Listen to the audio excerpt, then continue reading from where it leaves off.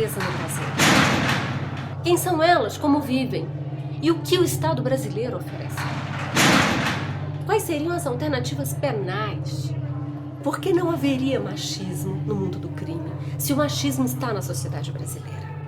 Ser esquecida é um destino de abandono e dos mais terríveis dentro do presídio.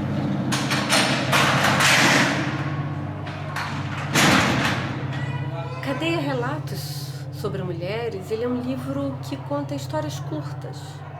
Diferentes histórias em que eu ouvi no núcleo de saúde nos meses em que eu ali estive. Eu nunca fiz uma pergunta a uma presa, eu ouvia as histórias e eu contava as histórias. O Brasil enfrenta agora uma crise no sistema prisional. O que nós vemos é um show de horrores, não é? São as rebeliões, é de verdade uma cena de terror.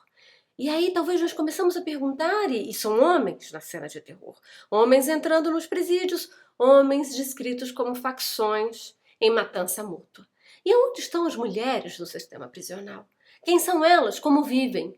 E o que o Estado brasileiro oferece a ela? E mais ainda, quais seriam as alternativas penais para esse processo que nós chamamos de feminização do sistema punitivo e carcerário no Brasil? Primeira coisa é entender o que se chama feminização. Ao contrário dos outros países que têm populações gigantescas prisionais, como é o caso dos Estados Unidos, da Rússia ou da China, Estados Unidos, por exemplo, a população carcerária vem diminuindo nos últimos anos. O Brasil continua crescendo, construindo mais prisões e prendendo mais gente. Mas isso que nós chamamos de gente, de população carcerária, tem mulheres no meio. As mulheres, elas têm particularidades, não só aquelas que nós comumente falamos, né, de que vai ter filhos e como fica a família.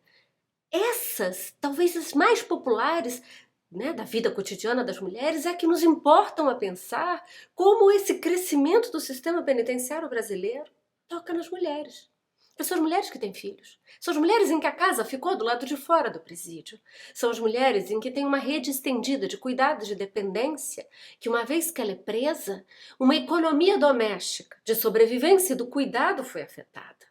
E aí a pergunta objetiva é o que o Estado brasileiro tem feito para pensar nesta população que proporcionalmente mais cresce que os homens e que tem as suas particularidades em capilaridade, para as crianças, para os idosos, para as famílias. Me permita uma resposta tão, genérica, mas tão assertiva: nada ou quase nada.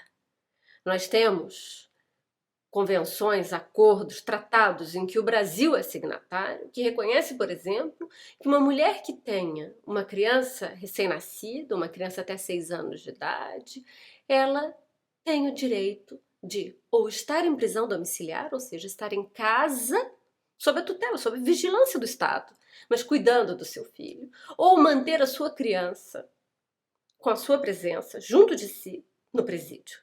Eu não estou dizendo que manter uma criança em um presídio até 4, 5, 6 anos seja uma saída da que nós queremos como uma projeção de cuidado de crianças muito pequenas. Mas o que eu quero dizer é que nem mesmo essa solução que mereceria o nosso enfrentamento sobre quais são as suas consequências para as crianças nós respeitamos. E menos ainda uma ideia de prisão domiciliar.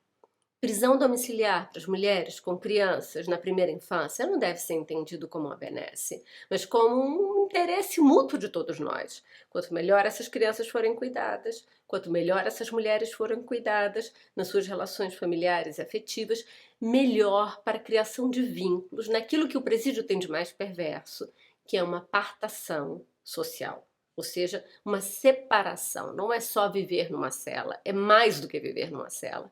É se afastar de toda uma vida social que vai encher essa mulher de sentido para o seu retorno, e um retorno fora do crime.